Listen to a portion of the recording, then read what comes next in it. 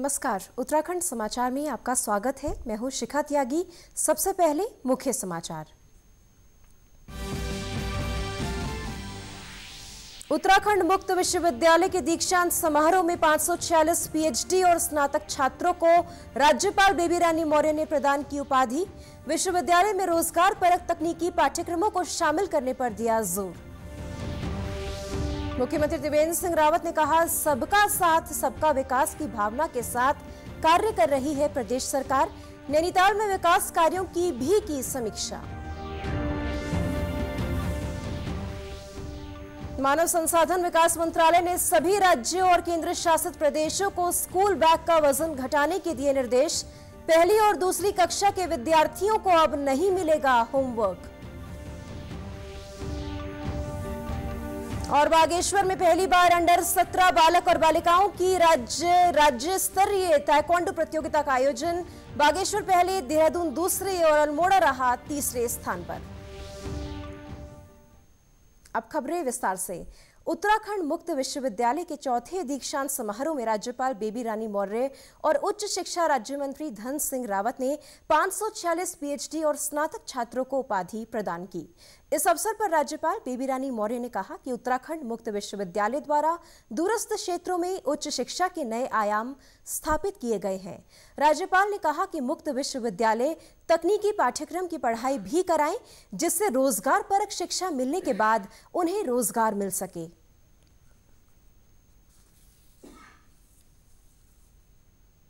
तो ये बहुत अच्छी पहल है कि जो बच्चा हमारा पढ़ना चाहता है, जिसमें कोई टैलेंट है, जो गांव में रह रहा है, नहीं आ सकता शहर तक, तो ये मुक्त विश्वविद्यालय ऐसे बना के कार्यक्रम उन बच्चों को शिक्षा देके उन्हें दीक्षित कर रहे हैं, दीक्षांत समारोह कर रहे हैं। आगे चल के वो देश के काम में लगेंगे। यहाँ के वीसी बधाई के पात्र हैं जो बच्चों को व्यवहारिक शिक्षा दे रहे हैं। दूरस्थ जो हमारे बच्चे यहाँ तक नहीं पहुँच सकते, उनको वर्चुअल स्टडी के माध्यम से शिक्षा मिल रही है। मतलब इंटरनेट के माध्यम से वो पढ़ रहे हैं और डिग्रियां ले रहे हैं। मैं समझती हूँ आधे से ज़्यादा बच्चे तो इसमें वही होंगे जो दूरस्थ पढ़ के और आज डिग्री लेने आए होंगे। कार्यक्रम में उपस्थित उच्च शिक्षा राज्य मंत्री धन सिंह रावत ने कहा कि सरकार ने 5 विद्वान लोगों को प्रतिवर्ष मानद उपाधि से सम्मानित करने का निर्णय लिया है। उन्होंने बताया कि उत्तराखंड मुक्त विश्वविद्यालय वैज्ञानिक नयन सिंह रावत के गांव में उनका स्मारक स्थापित करेगा। हमारे जागर सम्राट, ढोल सागर के मर्मज्ञ और उत्तराखंड के संस्कृति को जो देश विशेषों में और पूरे विश्व में ख्याति दे रहे हैं। आज मैं अपने मुख्यमंत्री जी का बहुत आभारी हूँ, महामहिम राज्यपाल जी का भी आभारी हूँ कि उन्होंने ऐसे शख्सियत को आज मानद उपाधि से नवाजा है, प्रीतम भरतवाण जी को। और मुझे लगता है कि एक मील का पत्थर साबित होगा ये। दूसरा, हम लोग हर साल 5 गणमान्य लोगों को मानद उपाधि से सम्मानित करेंगे। इस अवसर पर उत्तराखंड के जागर सम्राट प्रीतम भरतवाण को भी डी.लिट की मानद उपाधि से सम्मानित किया गया। मैं विश्वविद्यालय का आभार व्यक्त करना चाहता हूं, सरकार का आभार व्यक्त करना चाहता हूं और लोक सांस्कृतिक मूल्यों के जो प्रगतिशील विचारक और मर्मज्ञ नेतृत्व इस वक्त उत्तराखंड में हैं, मैं उनका धन्यवाद करना चाहता हूं। डॉक्टर धन सिंह रावत जी का, विद्यालय का, महामहिम राज्यपाल जी का। और ये लोक विरासत का सम्मान है। हजारों वर्ष पुरानी, हजार वर्ष से ढोल सागर हमारे जो संस्कृति का द्योतक है, उन दास समुदाय का सम्मान है। मैं ये सम्मान अपनी तरफ से समस्त दास समुदाय को, लोक कला को समर्पित करते हुए सरकार का धन्यवाद करता हूँ। दीक्षांत समारोह में विश्वविद्यालय के कुलपति ने सभी शोधार्थियों को शुभकामनाएं दी। सबका साथ सबका विकास की भावना के साथ प्रदेश सरकार विकास कार्यों को धरातल तक पहुंचाने का कार्य कर रही है। मुख्यमंत्री त्रिवेंद्र सिंह रावत ने नैनीताल में संचालित किए जा रहे विकास कार्यों की समीक्षा के दौरान ये जानकारी दी। मुख्यमंत्री ने नैनीताल में कहा कि प्रदेश के विकास के लिए धन की कोई कमी नहीं है। धन आवंटन के बाद भी खर्चे की कम गति ये दर्शाती है कि अधिकारी पूरी तत्परता के साथ कार्य नहीं कर रहे हैं। उन्होंने अधिकारियों को नसीहत दी और कहा कि वो नई संस्कृति के साथ विकास कार्यों को निर्धारित समय सीमा से पूरा करें। मुख्यमंत्री ने कहा कि प्रधानमंत्री के विजन के अनुसार प्रदेश के किसानों की 2022 तक आय दोगुनी की जानी है। इसके लिए कृषि, उद्यान, पशुपालन, दुग्ध विकास और सहकारिता विभाग सभी आपसी तालमेल से काम करें।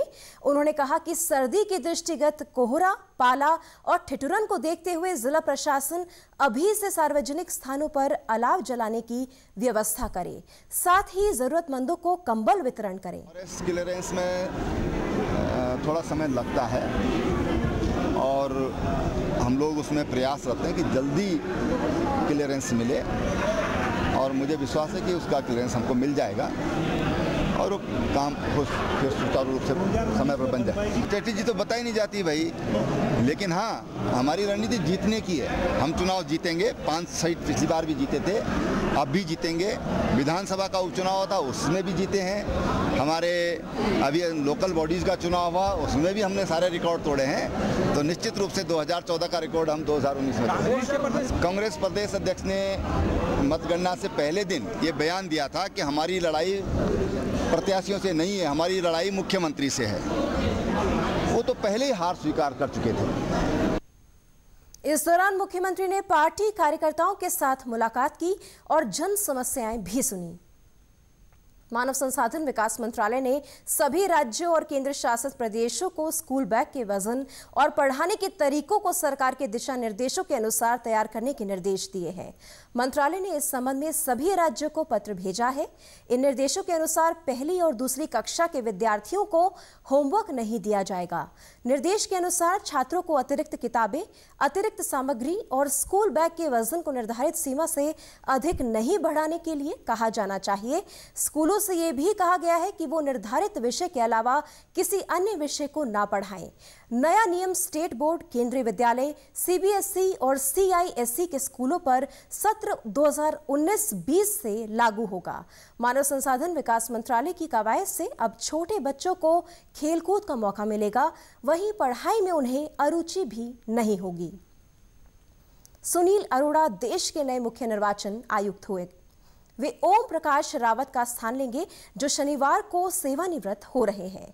सूत्रों ने बताया कि राष्ट्रपति रामनाथ कोविंद ने चुनाव आयुक्त सुनील अरोड़ा को मुख्य चुनाव आयुक्त नियुक्त किया है। पूर्व आईएएस सुनील अरोड़ा 31 अगस्त 2017 को चुनाव आयुक्त बने थे। उधम सिंह नगर में जिला अधिकारी की पहल पर जिले के सरकारी स्कूलों को और बेहतर बनाने के लिए जानकी देवी बजाज ग्राम विकास संस्था आगे आई है। संस्था ने जिले के 100 उच्च प्राथमिक और माध्यमिक स्कूलों को गोद लिया है। एपीजे अब्दुल कलाम सभागार में आयोजित सामंजस्य अनुबंध कार्यक्रम में संस्था के चेयरमैन सीपी त्रिपाठी ने जिलाधिकारी नीरज खैरवाल और शिक्षा विभाग के अधिकारियों की मौजूदगी में अनुबंध पत्र पर हस्ताक्षर किए। इस अवसर पर जिलाधिकारी ने बताया कि सामाजिक संगठनों के साथ मिलकर शिक्षा का स्तर और बेहतर बनाने का प्रयास किया जा रहा है। उन्होंने बताया कि 20 करोड़ रुपए के माध्यम से सरकारी स्कूलों में बुनियादी सुविधाओं का विकास किया जाएगा। उन्होंने कहा कि अन्य औद्योगिक संस्थाएं भी सीएसआर के तहत शिक्षा और स्वास्थ्य के क्षेत्र में आगे आ रही हैं। आपने इतना बड़ा इनिशिएटिव लिया है जिसमें न केवल स्कूल के इंफ्रास्ट्रक्चर, बल्कि उसमें जो हमारे टीचर्स की क्वालिटी इंप्रूवमेंट, जो वहाँ पर हमारे साइंस लैब, जो हमारे वहाँ पर ई लर्निंग फैसिलिटीज़ को सुदृढ़ीकरण करने का काम किया जाएगा। इसी के साथ कुछ अन्य जो हमारे स्वास्थ्य और जो हमारे महिला बाल विकास संबंधी क्षेत्र है, उसके अंदर भी कुछ आगे भविष्य में कुछ पॉजिटिव करने की एक सोच बनाई गई है और संभवतः इस दिशा में जिला प्रशासन, राज्य सरकार एवं जो हमारी बजाज कंपनी है, इनके द्वारा निकट भविष्य में कुछ अच्छे इनिशिएटिव और शुरू किए जाएंगे।